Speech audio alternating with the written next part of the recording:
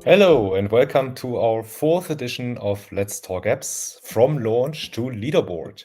My name is Andre Kempe. I'm the founder and CEO of Admiral Media, an award-winning performance marketing agency, and I'm super proud to welcome some great speakers to our today's discussion in Let's Talk Apps.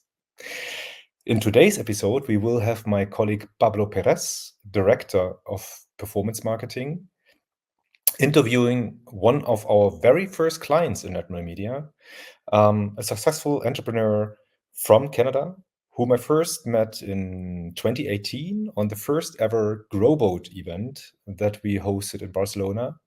Simon Alex Bérubé, former CEO and founder of Relax Melodies, which he grew to 60 million downloads, I think, sold it to BetterHelp and continued scaling it, even with a full rebranding to Better Sleep, which was certainly an amazing challenge itself. With him, we also have an amazing marketer as our guest today, Sonya Pobiedimska, who recently joined probably the biggest weight loss app, as far as I know, called Fastic. With her background as a data scientist who eventually became a performance marketer and also event hoster, she certainly has a lot to share as well. So say hello in the chat. And don't be shy with questions. We will try to answer as many as possible. Maybe you also want to share where you're coming from, guys. But yeah, that's all from me. Now enjoy the show. Pablo, over to you. What's on our agenda today? Hello, Andre. Hi, Sonya. Hi, Simon. Hi to the full audience. How are you guys doing?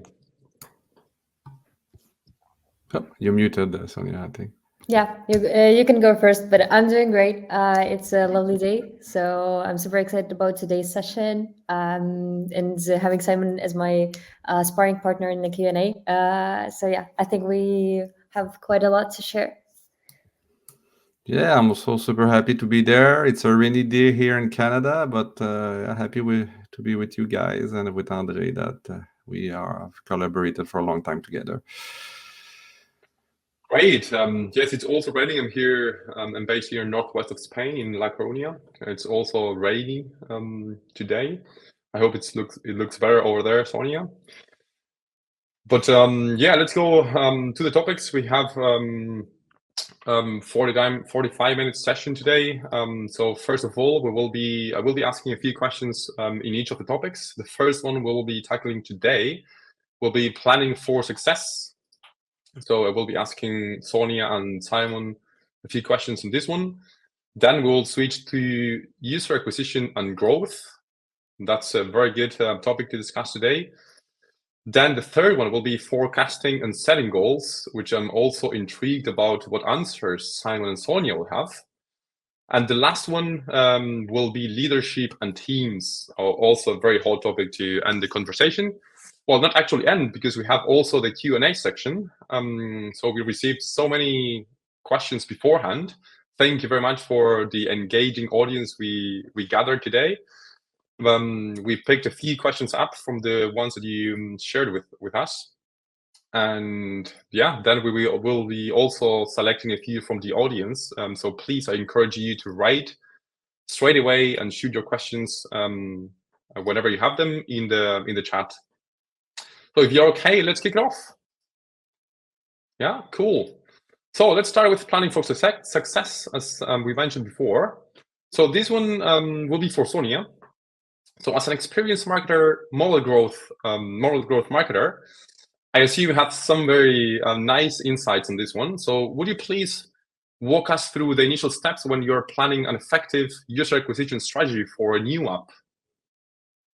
Yeah, so if it's a new app and if it's a very, if you're trying a monetization model that is not really familiar to you, maybe you have been previously working for subscription apps, and subscription apps are mostly, quite easy to understand, and it's quite easy to blend them because there are all the conversion rates. You have the benchmarks for almost any industry. But if it's a very new app, you're trying on some new monetization strategies, then you usually go for like from bottom to the top approach in terms of the goal setting. You just first try to experiment with a lot of things. Your goals are rather, do this and not achieve a particular KPI, but rather like test Facebook, test TikTok, or test this approach in terms of product, or test certain A/B tests, or conduct like 20 A/B tests. And it certainly changes whenever you become a more mature app, and when you already understand who your users are, what is your cost of acquisition, what is your LTV, and then you, based on the benchmarks that you have, based on your data that you have from the past, then you have the top-bottom approach. And this is also fair for like big corporations and big apps, let's say Duolingo. And then the C-level comes and says, okay, these are the numbers and we have to achieve them. And then the already down, like lower down the hierarchy, people are giving their feedback usually on those goals. And this is how they're set. So basically, let's say C-level comes and says, we want to achieve 5 million this year. But then the team contributes and says, hey, but we actually know that we cannot scale certain channels anymore. So we cannot commit into this goal. Let's make it 4 million, but we certainly will achieve that in this year. So this is how it's usually done. And this is important, not to try to put some, as a C-level, for example, it's important not to try to put some too ambitious goals in the beginning, and because this just demotivates the team and no one can, calibrate whether they're doing a good job or not a good job, because just the goals are unreasonable. So yeah, this is really important. And the thing that I personally care a lot about is that we usually balance between long-term and short-term goals, because sometimes, especially if it's a bootstrap app, it's efficiency, ROI, we need to be profitable right now. But this also usually means that we are not doing things that will make us profitable in a year. So sometimes it is important, to build more complex products. If you're just, bootstrap app and some founders had some money and this is how the app is growing. And you also have to understand that, okay, but actually not only performance marketing should be there, but also some, decent value coming from the product side. So I think this is basically it. And then, of course, each app has its own nuances. But in general, like balance between long-term and short-term goals, top-down and bottom-up approaches, depending on the company's stage. And quantitative and qualitative metrics should be as goals, usually at every stage of the growth, just to a different extent. Yeah. Great for the detailed answer. I really liked it, and I also lean towards that like two-way feedback or communication flows from top to bottom and bottom up. So great answer there. So let's say we have taken the first steps in planning the user acquisition strategy, right? So you have your own goals, you have your own KPIs and objectives that you would like to achieve, either coming from the CEO or from the team itself, as you mentioned. How can you ensure that those goals align with your teams and your own actions? So it is really important that the team believes in the goals. As I said, if the team says we cannot commit on this, and it's also important to ask the team whether they consider the goal reasonable. And when the team already believes that, yes, this is something we can achieve, then it's already something interesting for them to do, because they are like, oh yeah, I actually can do that and I want to do it. Otherwise, you're just killing the mood, and it makes actually no sense. Life is just not enjoyable anymore. And this is very important. Other than that, it's also quite vital to align between the teams. Let's say sometimes there is a huge goal. Let's take 5 million, as we already are talking about it. And then the performance marketing says with the current product metrics, we can only deliver 4. And then we go to the product team and then we talk, hey, like, what are your goals in terms of improving the conversion rates or the conversion rates into a paid user, let's say. And the product team says, we're planning to increase it by 20%. And this is already, for example, 6 million and not 5. So, but it can also be the other way around. It can be that the product marketing says we can only deliver 3, and even if the product product management team or the product team is increasing their conversion rate into a paid user. So it is very important that every team knows goals of other teams, so that we know also what to expect from other teams, and also the roadmaps and timelines, because none of the tests, for example, of new topics in marketing can be done without the product. So this is super vital. And also this there is also a subtopic to that, like planning holidays, planning vacations. For example, in some companies, I know that marketers never are on vacations on New Year, on Q5. And marketers gather in one house, like it's a, I don't know, hotel, a spa hotel or whatsoever, just something really nice, really enjoyable. They meet the New Year's Eve together, so that they can do the acquisition over the New Year's Eve and also over the Christmas. And this is, and this is basically the marketers always work. This is how they achieve their goals over the Q5 period. So this maybe sometimes extra alignment on the vacations, on the goals, is something that usually brings apps to success, or at least to mutual understanding and to fast, efficient cooperation, even if something goes wrong. So that would be my answer. Great answer. I see the audience is liking your answers as well. And what can go wrong with teamwork, enjoying the ride or happiness, and also team holidays, right? I will sign everywhere right now. Cool. Hopping over to Simon. So having scaled your very own bootstrapped app with, Andrea said before, more than 60 million downloads, maybe it's even more now. You can confirm it in a while, but I wonder, from a strategic point of view, how have you made the decision of which market or country or region to target first, right? So I'm usually involved with many client activities because of my agency role. And we have been trying to scale and launch in the US mostly, but also in Europe, which are very high competitive markets, right? So would you please tell us what will we need to consider? What you considered back then when you launched your own app back then, before with things we usually consider when you decide to launch at the first early stages? Yes, obviously back in the days, 2009, when we launched Relax Melodies, it was like just launch everywhere. The traffic was very low compared to today. But I will say, I don't see any reason not to launch a new app everywhere. Maybe if you have legal or geo needs or community stuff or something that really need like maybe specific regional engagement, maybe then you need to launch area by area. But if you have a generic app, I would say if you do your research, you ISO, have a good title, go screenshot, I would just launch it everywhere to see if you pick up somewhere some traffic, and maybe really try to build your traction on this. And I think a lot of entrepreneurs, they contact me and they show me their app, and sometimes they have so many paywall and stuff. It seems they build the app for themselves. They ask for review, they ask for this, for that, and sometimes they are not even able to demo me the app because so many blockers. So I say, okay, what's the experience for the free users? It's very hard when you launch an app to really know what feature or what will really like get your traction. So I think for me, it's launch for free, get traffic, or very limited paywall. Try to get people to engage in your app and understand user behavior in the product.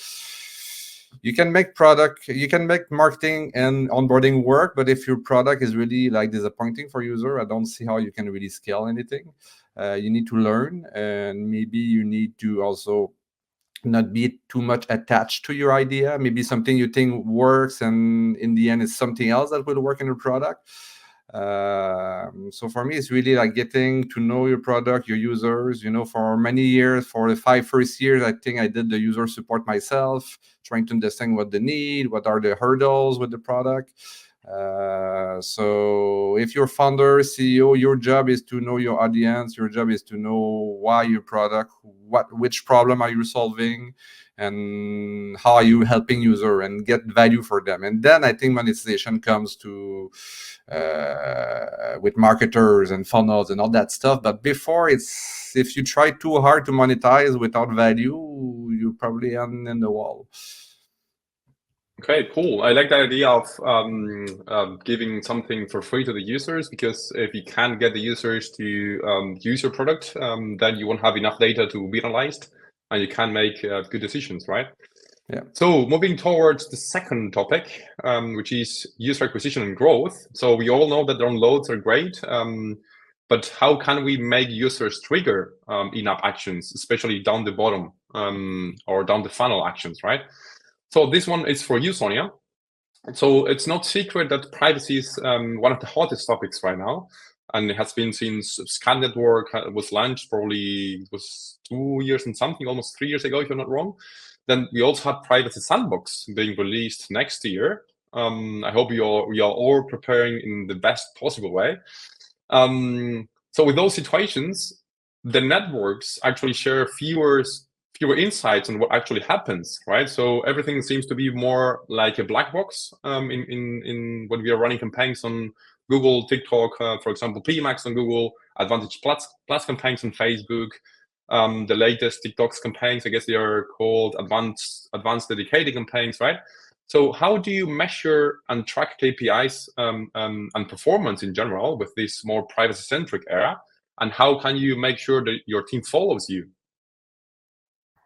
So there are two parts of the answer to this question. The first one is about the analytics and measurement. The second one is about more marketing and marketing strategies, right? So first thing first, it's you have to agree across all teams with all marketers on the single source of truth, whether you trust AppsFlyer or maybe you trust Tableau or maybe you trust Incremental or maybe you have a somewhere Excel sheet where you track your KPIs and results, whatever works for you, right? And it's important that you say, okay, this is the only source that we trust, and we make our decisions based on this one. And then you have to track regularly the discrepancies between all your analytical tools. Sometimes Amplitude shows, I don't know, X number of installs, and AppsFlyer or Adjust shows Y number of installs. And how do you treat it? Do you trust AppsFlyer or Amplitude then? And for me, it was, for example, the case like we didn't have a package where that detects fraud, so we had very different numbers when we started having fraud in all channels, across all channels. And like, how do you then treat it? Who do you trust? And then you go, for example, to App Store, and then you just take the transactions there. So you have to agree on also the priority of all those like data sources, whether you trust Stripe first, then you go lower to Incremental, then you go to Tableau, then you go to et cetera, et cetera, et cetera. So this is important because then you can make the correct decisions when it comes to scan or something is not showing up in Google or Facebook and you see no conversions, but then you see a few conversions somewhere else. And here, actually, the next topic comes in, how do you treat organics? When you see the uplift in organic traffic, then do you say, oh, maybe it was word of mouth, or oh, maybe we just haven't spotted some article about us? Or do you say, no, that is actually because we have launched this campaign and we didn't set up the tracking properly. That's why we see this uplift in organic. And then obviously, you most likely all apps already have a particular way of treating their organics, but it's also very important, to check yourself whether you're doing this in a proper way, whether you're modeling the conversions based on the installs that is coming from each channel. But then what happens if this privacy sandbox goes in? Then you have to remake your model with new coefficients, and then you have to also understand what part of organics is actually should have been attributed to each channel. There are also other options like, based on the spendings of each channel, then you model how many conversions did the channel bring you. But what happens if you change the creatives, right? So you have to be very, very flexible with those models that you make internally and that your analysts make, or maybe your marketers make, depending on, how the responsibilities are split. And after you agreed and you're aligned and all of that, you track discrepancies, and you have to have certain healthy metrics. Like sometimes, even if marketing goes wrong, or I don't know, something is not tracked and not optimized really correctly, maybe you're still profitable. And maybe at the end of the day, you're doing really, really well, and you should be actually scaling, and you're just not using this opportunity because something is not being tracked. And this is very important, to understand when you're in this moment, and not to say, okay, we first set up tracking ideally, we first set up all attributions ideally, and then we scale. So and this is where we go into marketing. So marketing should also, or marketing people should also have this business view where they understand, but the overall CPI, like if we just divide spendings, but what we just got into in that day is amazing. And we should be actually scaling. And when we scale, we do not see, any drop in profitability or in CPI. So we should continue doing that. Even if something is not tracked properly, we do that in parallel. So yeah. And then talking about the marketing strategies, there are quite a lot of them, like, I don't know, optimizing on the higher funnel conversion, or making campaigns, like one consolidated campaign with a big budget that will certainly get some, 50 signals in the first day, so that it sounds all very complicated, right? And believe me, it will trigger some audience questions. I am already envision it. So let's see how they receive it. But I mean, tracking is always complex, especially these days after Scan was released, and we are all struggling, or we all struggled in the past, I believe, at some point. But it's not that difficult. Once you put hands to work and get hands dirty, I believe you will all succeed at some point. So thank you very much for your answer, Sonya. Let's move back to Simon. So how do you align your growth strategies with the overall vision and goals of the company, especially during these scaling phases? I mean, stakeholders would think downloads are great, right? But what is it that actually matter during that scaling phase? But I think first is to avoid vanity metrics. I think downloads can be nice, but if nobody converts, I think it's useless. So I think for me, we start with revenues. Like Sonya was mentioning, I think you need to, you have so many metrics and system and all this, but it all boils down to revenues in the end. So if you tell me like conversion rate is so great, but the reviews are not there, why? Maybe too much we found, maybe whatever happens in the funnel. So you need always to zoom out, check on revenue. I think you need to set your growth goal on revenue and keep it simple. If you build complex models and forecasts and stuff, nobody will use it. So it needs to be easy to understand. So for me, you prepare forecasts based on maybe your historical ROAS and marketing spend, and plus organic traffic, plus renewal in case on subscription apps. And then you build your model, and you need to go through your different teams and make sure conversion rate and where do we think we can improve the product conversion and can lead to more revenue or more performance on the marketing, so we can scale.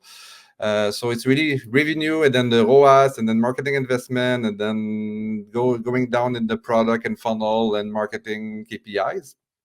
And what I like to do is to present the result every week or every 2 weeks to the team, and make sure all the KPIs are transparent for everybody, and everybody sees the impact of their work to the global performance. And what I would like to make sure is that everybody communicates potential issue with their KPI, potential blockers, or potential maybe problem because one team is working on something and is breaking the other team KPI. So it's very easy when you're small, but when you get with a bigger team, it's very important to align everybody on the KPIs and make sure they understand the global impact. And everybody takes the reflex to zoom out and check all the data system. Like Sonya said, discrepancies. We build, I think, discrepancies dashboard at Bérubé just to make sure, because we had so many systems, just to make sure like everybody is super important. If this app start to tell something else, why? So we need to investigate and understand why. So zooming out and checking revenue, this is what counts for the company. What goes in your bank account at the end of the month, this is really like what's real. That's a great answer. I do agree. I actually have a follow-up question here. So most of the apps right now in the market, they do not tap into the existing demand, they rather create a demand for their product. So for example, you as a founder, how do you know that you have already reached the ceiling and you cannot grow further efficiently? I think the market benchmark, Apple used to share some benchmark with us. You have AdFlyer, you have, I don't know, Revenue Cat, and so many platforms now that share. So, and you have the intelligent platform like Sensor Tower or whatever platform, you can still get a big picture of what you can get in terms of revenues. If you're number one in the store, then it's very hard maybe to go over this.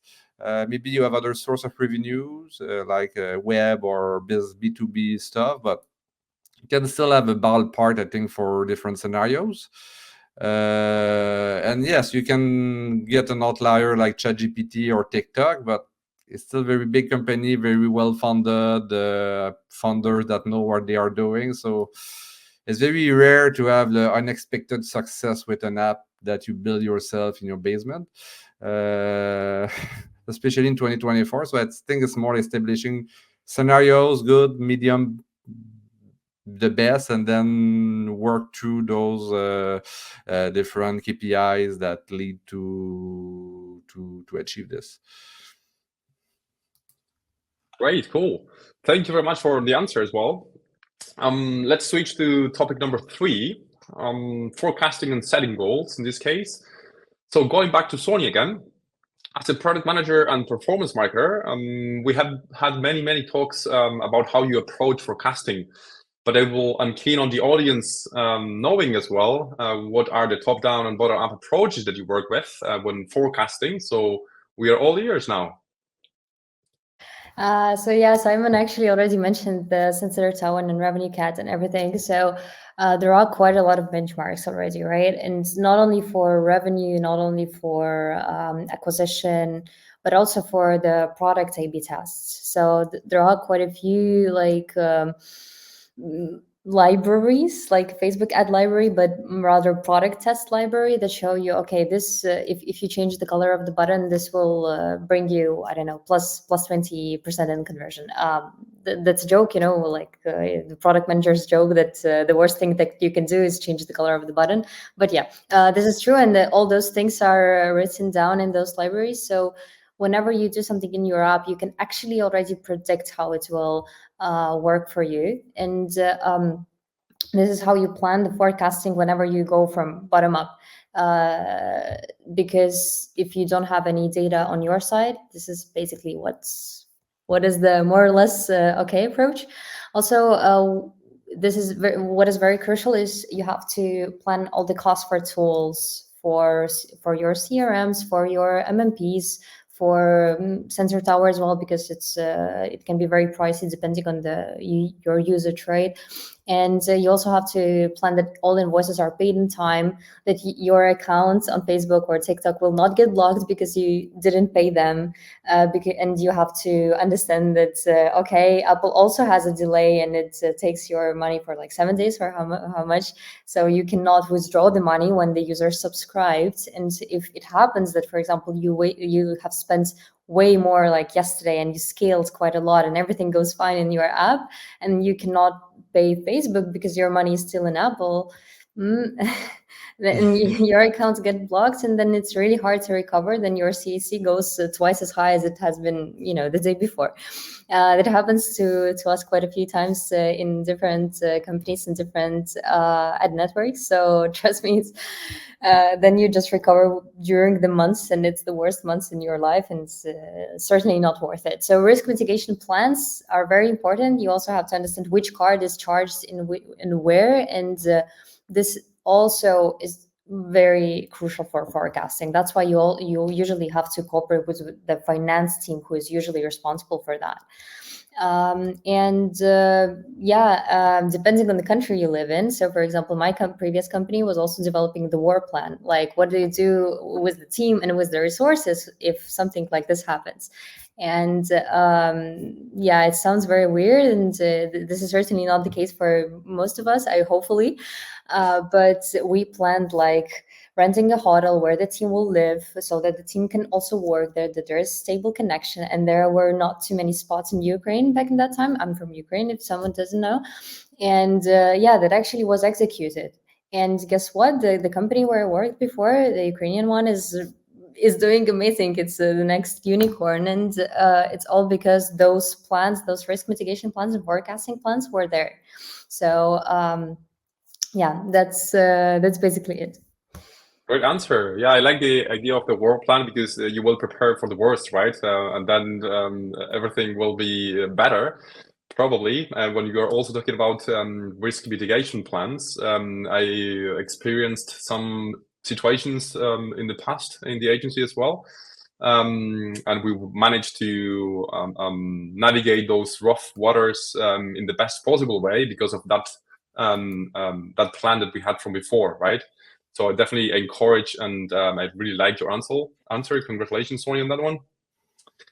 Hopping over to Simon again, I know from first hand that you have worked quite a lot with forecasting.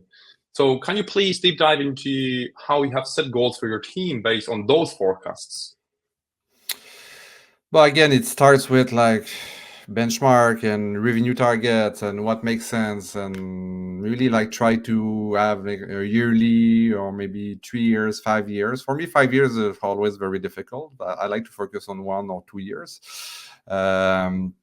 So you start with revenues and then you go down. Okay, where in our KPIs we have the most margin maybe to grow. Maybe it's the paywall is not good. Maybe the pricing. Maybe the retention rate year over year. So where can we work, and also where can we have the most impact, and focus. I think focus is key there. If you try to work all KPIs and all goals at the same time, you probably will fail. So what I like to do is maybe 1 quarter or one like period of time, we focus on one big KPIs and really try to achieve it. And because we know it's really a hurdle right now to achieve the targets. And again, the goal is to make sure all the team is aware of those issues and everybody fights to achieve those goals in the same direction. So so everybody as a team can engage and align and really like make the success of the app or the company. And then, like I said, I like to present results every week, every 2 weeks, every quarter, where we are, what were the wins with the team, who did the special experiment that really moved the needle for us. Try to celebrate those success. So I think it's very important to align, and then you can show your management or your shareholder or investor like those results, and really like keep everybody like, as the CEO, you need to keep both sides of the equation happy. So the goal is not to and be, like I said, transparent again. Make sure nobody gets a surprise at the end of the year that you miss the revenue. So I think it's the worst thing. Great, that's also a good one. I also assume that those quarter metrics or KPIs need to be aligned with the ultimate goal, which is always revenue, as you said, right? Exactly. It's important. And I think Sonya mentioned it. It needs to be realistic.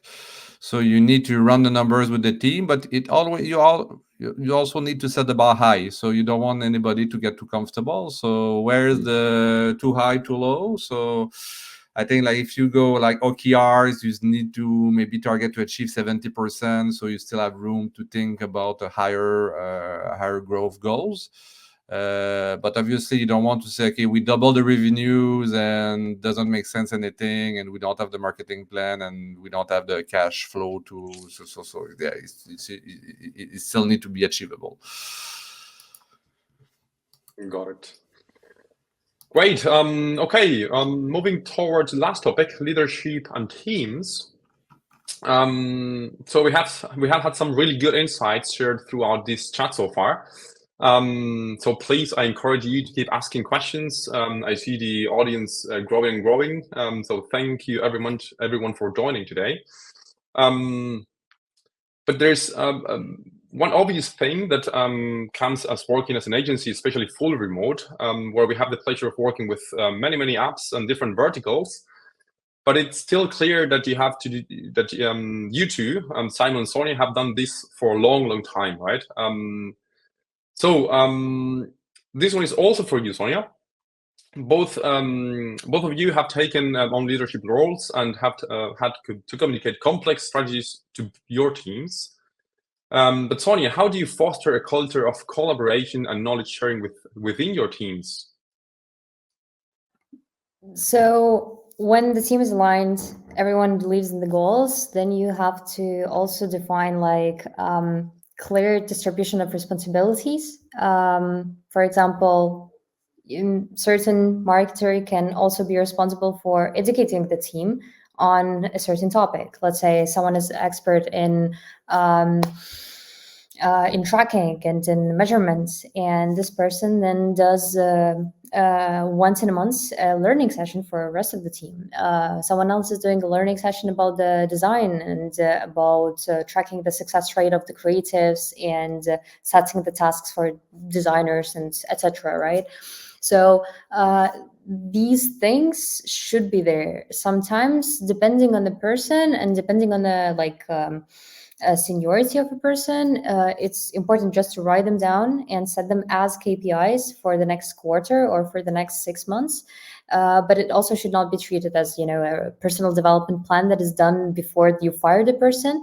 So you should present it in a way that like, hey, we're just like, we foster this knowledge sharing culture in our company, and we want to like all of us to become better as marketers or as product managers or as etc. as any specialists. And sometimes it's also vital to set certain things like talk to other apps in the industry at least once in a week, or talk to other marketers in the industry at least twice in a week. And it sounds ridiculous, but it's really easy, especially when you get to the routine, it's really easy to forget about that and to just like close, at home, especially with remote work, and just do your job, set up campaigns, or maybe, do forecasts, whatsoever marketers do, and forget about the fact that there are actually other apps that are moving forward, maybe faster, just because they have more resources, or they're in a better place, or they are longer in the market. But we always have to learn from the best, right? So this is something very important to set for the team, and this is how you foster this this really nice, this pleasant culture in the marketing team. Other than asking just them to contribute to the goal setting and to make their input. And last thing, celebrate wins. I am guilty of not doing this one because I'm like, yeah, we did this. That's fine. Okay, let's go further, bigger, better. But actually just taking the time to write a Slack message saying for the whole team, like, hey, we did this and that, and or we had some problems and this is how we solved them. And it wasn't easy, but we actually we have some great results. And this is why we consider that the way we solved is the most efficient way for solving this issue, right? So this is something that is contributing in a good way to the marketing culture in general in the company, not only in the marketing team. Great. I will note it down for myself. Celebrate wins. I liked it. It's in our case, I'm the same as you, Sonya. I'm always looking for the next target and the next thing to achieve. But it's super important to look back in the mirror, to understand what we achieved over the last quarter or year, to make sure everybody understand that, okay, we did a lot of work. Maybe not everything worked, but you still need to celebrate. Okay, we put a lot of effort. We brought a lot of value for users. Especially when you do a health and fitness product where you actually change people's life. I think it's easier, but it's you need to take time to do it. Great, cool. And the last one for you, Simon. As a mentor, coach, and founder, what key piece of advice would you give to aspiring app entrepreneurs, to the ones that are still bootstrapped and those ones who are seeking funding? Mentioned it before, I think focus on user problem, make sure you solve a problem, make sure you talk to users. Even in Better Sleep, at the end, I like people to do call with actual users. We had maybe the marketing or whoever in the team, just set up call with users and talk to user and attend their need, and make sure you put your app in the end of real people and see their behavior. And even if the app is more mature, to be honest, you always see something. Okay, this is blocking. Okay, this is not clear. Okay, the onboarding is it's annoying sometimes just to look at people using your product. So I think it's super important to really understand how people using your product. Analytics is great, but you may miss a lot of things. Then I think it's really focusing on the problem, making sure you benchmark competition because the market is moving so fast. You don't want to focus on competition too much, but at the same time, you want to make sure you're not missing something or building something that is useless. Then if you have funding, I think it's super important to understand who are your user, what problem are you solving, and to solve the investor. Okay, I get traction there. Maybe I'm not monetizing so much right now, but I think in the future I will because of this and that, and this is where I stand out compared to competition, and what is my unique value prop or value, or I don't know, technology that enables us to be very hard to copy or to be taken over by competition. So, but it's always a question for me: focus, get through noise, remove distraction, make sure you solve user problem, and it all goes down to this all the time. Cool. Yeah, I have personally a specific interest in this leadership topic because I became a team lead not many years ago, and I'm still learning. I need to learn a lot from you guys. So thank you very much for sharing such insights with me and the audience. And so let's switch to the Q&A section. As you know, we have gathered some questions from beforehand. Thank you very much for the engaging audience. As I said before, we received more than 50 questions. So I tried to pinpoint and select a few of them. I had a tough time because there were so many good questions. But this one, let me shoot this one for you, Sonya. So what's the most important factor to retain the customer other than content? Depending on the app, for a content app, it's usually just in general user experience, reminders, communications. Because if people are coming back to your app because they want to read something, then you need to ensure that they find what they're looking for. Also, search function. It might sound ridiculous, but sometimes, like, even if the whole technical team is working on the search function, it usually makes the huge impact because just look at Google, Amazon. I think the most of their technical teams are working on search. For utility apps or for different kinds of apps that do not have content at all, you retain customer in much different ways. Discounts, loyalty programs, referral bonuses, and everything that keeps the user in the app, even when the user doesn't want already to use the app. But all those, achievements, gamification, like you have certain strike that you have to collect if you just open up the app again and again. And these things usually work really well, especially if your app is, not the one that people are forced to use, like the app that are produced by the government. There, you don't usually need that, right? So yeah, basically good UI, good user experience in general, and gamification. Great, thank you for taking that one. This one goes for you, Simon. I'm curious to know what tactics do you use when reaching a stagnant growth and looking to improve the trend? I think first take a deep breath and just not panic. That's Zoom a good out one. again. I like to look at longer trends. Sometimes, you're so much in your quarter, you're just looking at numbers right now. Okay, what were the number 1, 2, 3, 1 years ago in that feature or that funnel? I don't know. Maybe review the wins of the year, review the different maybe thing we did that were good, were not. So we just want to go back in what works for us or what doesn't work for us as a team. And then I think it's identify where maybe, like I said before, the KPI that will move the needle. Is it like the paywall, the pricing? So I think then focus on one place, try to remove distraction and really focus on one place and try to move that KPI. And engage all the team and make sure it's clear, that make the goals clear, put a reward for all the team if we achieve it as a team, a special activity or something. It doesn't need to be big, it just need to be motivating for the team. Maybe we get together and we go that special place. So I think it's really a question of like not panicking, zooming out, taking time to reflect, and not just engaging in so many things that just going and buzzing around just just to try to move it. Sometimes it can be the market, can be competition that's spending too much. It can be so many things. So you need to take time. And yeah. Great. That's also a good one. Thank you very much. Moving back to Sonya. Also, one question from the sign-up process. What's the key aspect we need to consider when planning a user acquisition strategy for a new app? Is there something you think it's a deal maker or breaker? Basically, whether users need your app in the particular market that you're building it for. So you do some market research, you see if there are some competitors. If there are no competitors, so certain VCs will never invest in you if there is not a competitor that you are trying to copy.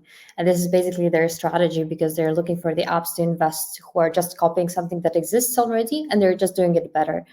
And this works. So, and this VC is super successful, right? This usually, like, the competition is usually just like a indicator that people need your product, and you can do a lot of researches, you can do a lot of user interviews at the beginning, but at the end of the day, if you just run a few marketing campaigns, like, I don't know, performance marketing campaigns, and then lead to a landing page saying, oh, sorry, we actually were in the process of developing an app, we just wanted to test some how's it called, demand, then users are also totally fine with that, and they would usually even leave their email on this landing page saying like, hey, notify me when the app is developed.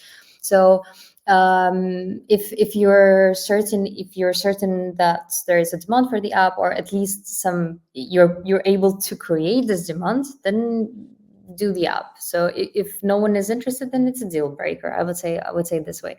Also, like, certain legal requirements or legal complexity, like for example, I worked previously at Blick, and you cannot basically just launch an app in a particular city unless you talk to all of the authorities, pay a lot of certain licenses to operate in that country and operate in that city, and unless you have a lot of agreements with a lot of like taxi companies, right? So this can be a deal breaker, and then you say, no, we're not going into that market because that's super complex and it makes totally no sense, right? Yeah, that would be my answer. Simon, what do you think here? I think it's good to test MVP and really, like, is there demand? Is there a problem again? I think I worked with one marketer. He said, like, just do a Facebook ad with black and white text. Do you need this? Just to kind of get clicks. And if you are the only one to have a problem, you won't sell your product. If you are, I know Alan at BetterHelp like to say, is it a painkiller or a vitamin? So I think a painkiller is easier also to sell. If it's just a nice to have, or it's you need to solve a real problem and really bring value, and you need to test. I remember a session at Apple many years ago. They were just use Keynote and do a prototype, and this I was like, oh, use Keynote to do a prototype. At this time I was like, oh, is it possible? But now so many tools are available just to test your idea and make sure you will be able to get traction. So the worst thing you want to do is build something nobody will use. It's and we did it so many times. I think we built at least like 12 or 15 apps over the 15 years at Better Sleep and Hypnos. So we built so many apps that never reached the consumer because it was a good idea, but in the end, nobody wanted this. Great. Also, important insights. Thanks for sharing them, Simon. So let me shoot one question from Sandy. This is a live question. Let me pick it up from here. So I see that you were very active replying comments in the chat. So thank you very much, Simon. But this one says, communicating results across teams. How would you recommend marketers to share insights with the design team? Maybe Simon, do you have further insights on this one? Yeah, I think I'm answering the comments. So I think for me, designer needs to have KPIs. They need to understand why they are doing this, why they are doing this button, why they are doing this screen. What is the target?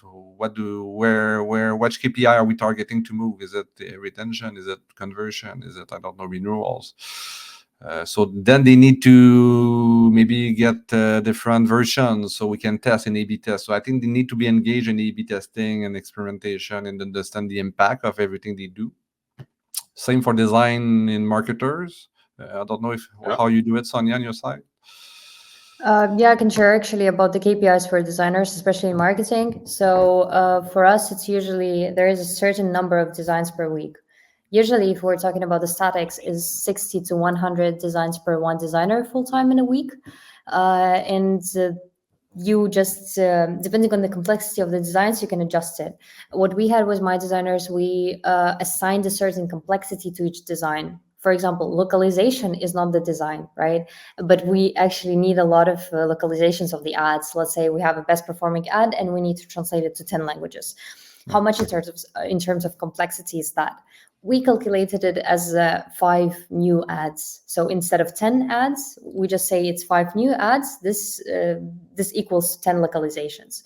And this is how you track first whether your designers are working and they're doing a decent and enough job. And when you see that the speed is there and the speed is amazing as you want it to be, you then add the second KPI on top. That is a success rate, saying the usual success rate is 10%. So you just say, okay, 10% of your ads should be successful. And successful means the CAC that is within our goals and at least 100 purchases, because you can actually like make a great design. It will get one purchase for a needed price and it will never work anymore. So you need to gain some engagement on the creative, on the design, right? And also some good price. So whenever those are completed, it's KPI achieved. If not, then not. So this is usually the KPI for marketing designers. Interesting. Yeah. We did this tracking also over time and all the KPIs so they can see the impact of the volume. Also testing more can lead to more impact, but sometimes it's if you just test more and it's not good, then it's useless in the end. Great. And the very last question. So how would you share insights with freelancers who are not necessarily an integrated part of the team? It seems that this person, Marvin, has many freelancers helping with different geos. So time zone differences, I guess communication flow will be key here, right? Not sure if you, Sonya or Simon, worked with freelancers. I see Simon nodding. Oh, it's any async work is a challenge. But again, clear KPIs, clear expectation, clear measurement of the work, of the outcome, what you expect from the freelancers, and really make it crystal clear. Okay, this is what I do, what I pay you, what I expect from you, how you will be measured for success, and if you don't, I will replace you. Maybe not that exactly that way, but maybe it needs to be clear. And then you need to find a way to communicate. Is it Slack? Is it some video tools to do async communication? Then you have to figure out what works the best. But in the foundation is clear expectations and KPI to achieve. Great. Cool. We have come to an end. So thank you very much. Let's welcome Andre back to stage for some closing remarks. So thank you very much to you, Simon. Thank you very much to you, Sonya. So Andre, here you are. Thanks, guys. This was amazing. Truly insightful, to be honest. The session today taught me a few things, like don't panic. It's maybe something I should really write down and put on the wall somewhere. But yeah, guys, I hope you enjoyed and learned something. Subscribe to our newsletter to stay up to date with the next Let's Talk Apps sessions. But also, we are hosting a lot of in-person events. For example, the famous Grow Boat, which is going to sail very soon from Barcelona and Berlin and maybe other cities. So stay up to date, subscribe to the newsletter, and thanks for joining today.